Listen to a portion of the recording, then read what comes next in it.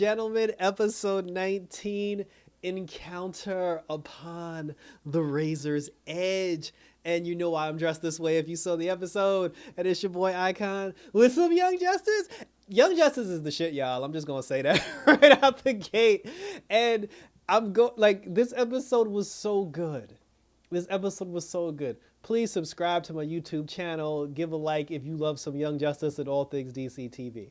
This episode was so good that I'm going to ignore the fact that in every story arc in season 4 so far, whenever we have a new story arc about a new character or a new set of characters, they always give a fan art, like thumbnail for those characters. I'm going to ignore the fact that Rocket did not get her thumbnail artwork yet. Although we're we're in episode 19 and this is supposed to be Rocket's story arc, I'm going to ignore the fact that this episode was barely about Rocket because this episode was so good. If right out the gate, I'm not even going to talk about the backstory between the Legion and General Zod and Connor and blah. We gonna get to that in a second. This episode starts where the Green Lantern Corps is on their way to New Genesis, and they're on their way to broker peace and mediate the whole situation. Kilowog is there, voiced by the same actor that voices Kilowog in every single adaptation of Kilowog.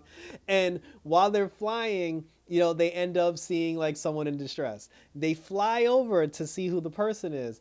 And when Kilowog sees who the person is, not only is it a Blue Lantern, it's Razer from Green Lantern, the animated series. I've loved Green Lantern, the animated series. Hell, I loved Beware the Batman, the animated series. And if you were a fan, it's on HBO Max. If you're a fan of Green Lantern, the animated series, it's not even that they just took the Razor character and decided to just plug him into this particular episode of Young Justice. It's the exact same Razor, the same voice actor, and it's the same storyline. Young Justice is following the storyline from Green Lantern, the animated series. And that was really dope because that show got canceled way too early. It should have gone on a lot longer. And it's nice to see that, that they found a way to actually continue that story arc. Because when we last saw it, Razor had left the planet and he was in search of Aya, because Aya, who was the ship's AI that they were on, she turned herself into an actual robot girl, and she sacrificed herself in the season finale. Razor was trying to find her. Because he was a Red Lantern and he was in love with the ship, he was in love with the AI, he was looking for the robot, and when he flew off, that's how his story arc ended. He flew away to go, because he had hope that he could find Aya and him and Aya could be together again. When he flew off into outer space to go find her, a Blue Lantern ring followed him. So when we saw that, we were just like, oh, that's cool. He's actually going to get a Blue Lantern ring. So in here, he has the ring already and he put it on. But then they said it's been about 4 years now, and he was talking to Kilowog. And what happened was he's been searching for Aya for 4 years, and I guess he hasn't found her. And he's gotten to the point now where he's kind of lost hope. Hope is a very important thing if you want to be a Blue Lantern, because you have to have hope in order to wield the power. So then he got to a point where he kind of lost hope a little bit. I guess looking for her, him doing the meditation and the training and everything, he kind of felt like he hit a wall and things were going nowhere. He also said that Metron, who's been dude flying around in the damn chair, Metron came to him and told him, he was just because remember, he still had the red ring. He told him that he would hold the ring for him for safekeeping until he wanted it back. So Razor gave him the ring, but then after Razor continued his search looking for Aya, he approaches dude and he's like, yo, bro, he's like, listen, I want my ring back. And then he's just like, sure. He was like, I'll give you your ring back, but only if you exchange it for the blue one. And he was like, that wasn't part of the deal. But he said that he actually just spilled the beans right out the gate. He basically told him that I manipulated you this entire time, because he said that the whole 4 years that you were searching for her, I was creating these fake clues and these fake patterns and these fake trips that was leading you down a dead end path with the sole purpose of you getting angry and losing hope. Because I've been studying this Red Lantern ring for a long time now, and now that I've studied it to the point where I think I know everything, I now want to see the blue ring in action. And I did that on purpose so you would lose hope, ask for the red ring back so I can get my hands on the blue one.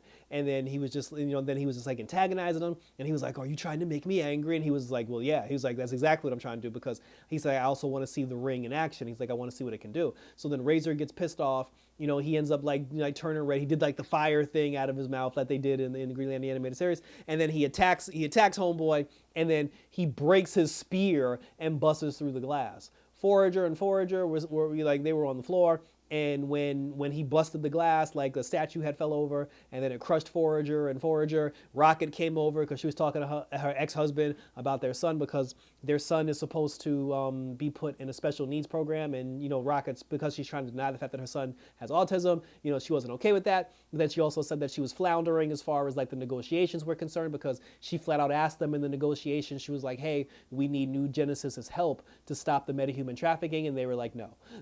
So she was feeling some kind of way. But then when she saw Razer doing, attacking Metron, she flew after that. Everybody flew after that. Once Razer had saw that his rage and his anger damaged the city and it hurt Forager, then he felt bad, and he was just like, damn, he was like, I was a fool. And then he went to Metron, and he was like, yo, I want my ring back. And then Metron was like, no, you cannot have it. And then he tried to blast him, but then that's when Razer tapped into, his true power. He tapped into the true emotion and to the true power of hope and the true power of rage. And based on his rage and his hope, coming together as one, the ring called back to him. The ring busted through the glass. It busted out of Metron's, like control, and then it flew back on him. He put the blue, like the ring basically went and put itself on his hand. But because he had the red ring on his right hand, the blue ring put itself on his left hand. So then when he had both rings on and then the blue kicked in, he was half red and half blue. And I thought that shit looked bad. As I was just like, yo, that's really cool.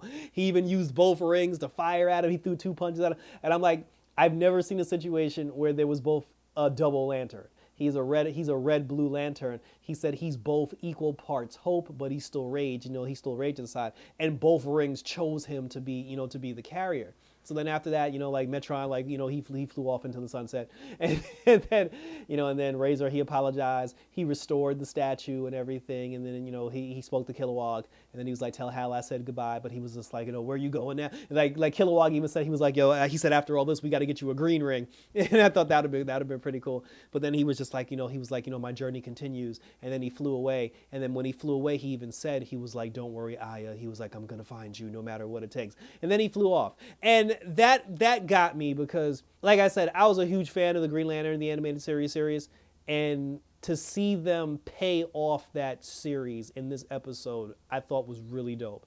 And I applaud the writers of of Young Justice for that. And because like I said, anytime you pay attention, I'm a huge fan of paying attention to detail, even if it's the smallest detail. Like I'm a huge fan of it. And like I said, that was some cool ass shit. And apparently, like I said, it had nothing to do with Rocket, so it had nothing to do with Rocket. But to see that in the show, I was definitely down for it. Now, the Legion of Superheroes, they're talking to, are we still calling him Impulse? Is he Kid Flash? He's Kid Flash now, but he's still Impulse. We're talking to Bart Allen. And they asked Bart Allen to build them a cosmic treadmill. And I'm like, where have I heard that before on The Flash? And he's like, but before I build you the cosmic treadmill, he said, I want you to tell me the whole story about why you need it. At the same time, Malafak and and the other guy, they were with Lor-Zod, and like I said, that was Lor-Zod's kid, because Lor-Zod is black, and they arrived on, I believe, New Genesis as well. And they, Malafak was basically, he was just like, listen, he was like, I know Darkseid told me that I'm supposed to follow you and do your bidding, but he was like, I ain't no fool. And he said, I'm not going out there until you actually tell me why we're here and what your actual plan is. So now we got double stories. We got Lor-Zod, and we got the Justice Society. We got the Legion telling the exact same story about how we both got here. They tell you the story about when General Zod and his wife got put into the Phantom Zone back in the day. General Zod nor his wife knew that she was pregnant. And because you don't age in the Phantom Zone, because time doesn't, work the same way in the Phantom Zone, they were basically stuck in limbo until a millennium went by and they were released from the Phantom Zone. When the 31st century came and the Legion of Superheroes was formed, they let them out of the Phantom Zone prison because the Phantom Zone was never designed to be like a lifetime prison. It was always designed to be a temporary prison. But because Krypton blew up, there was nobody around to let them out of the prison. So then the Legion of Superheroes found the Phantom Projector, and they finally let them out of the prison. So then now that Zod and his wife was out of the prison, she gave birth. They had the son, Lor-Zod, and then of course after spending a millennium in the damn Phantom Zone, the boy ain't learned his lesson. So he tried to like raise a coup. He tried to take over Daxam because they said they were on Daxam, and then they did this whole big thing where because General Zod basically was being General Zod and he was trying to take over, the Legion of Superheroes defeated him, and they did the only thing that they could think of at the time was putting his ass back into the Phantom Zone along with his wife. But they didn't put the son, Lor-Zod, they didn't put him in the Phantom Zone because since he was a teenager, they felt that he was too young to be subjected to that sort of sentencing. But God, were they wrong. So then he grew up hating the House of El, how dare you. And then he said that he was plotting his revenge the whole time. So what he did was, he blamed the Legion of Superheroes on what happened to his parents, despite the fact that his dad basically tried to take over the world. He actually agrees with his dad's philosophy, and he said that he was brought up and raised to go up against the House of El. He basically figured out that Superboy was the character that inspired the Legion of Superheroes. So he ended up stealing a time spear. He goes back in the time, and in season 3, when Superboy, actually said who he was on live TV, Lor-Zod tried to kill him then, but the Legion of Superheroes, when he stole the time sphere, the 3 members of the Legion of Superheroes that we saw, they tried to stop him. And because they got hit with the blast radiation of the time spear, they weren't affected by any of the time changes. With the information that they do have access to the future, they found out that Lor-Zod had succeeded and the Legion of Superheroes was never formed. So they stole another time sphere, and then they went back in time to go try to stop him so they can, re-inspire the Legion and they can keep like history back on track. But unfortunately, they've basically been protecting Superboy this entire time throughout the series. And unfortunately, that didn't work when they were on Mars because we saw that Superboy had died. And then after Superboy had died, Lor-Zod basically was just like, I've done it. Because his whole thing was, now that I've killed Superboy, he'll never go on to inspire the Legion of Superheroes. And because he won't inspire the Legion of Superheroes, when my parents get let out of the Phantom Zone in the 31st century, there'll be no Legion of Superheroes there to stop them. And I was like, that's actually a pretty damn good plan. Like now that I think about it.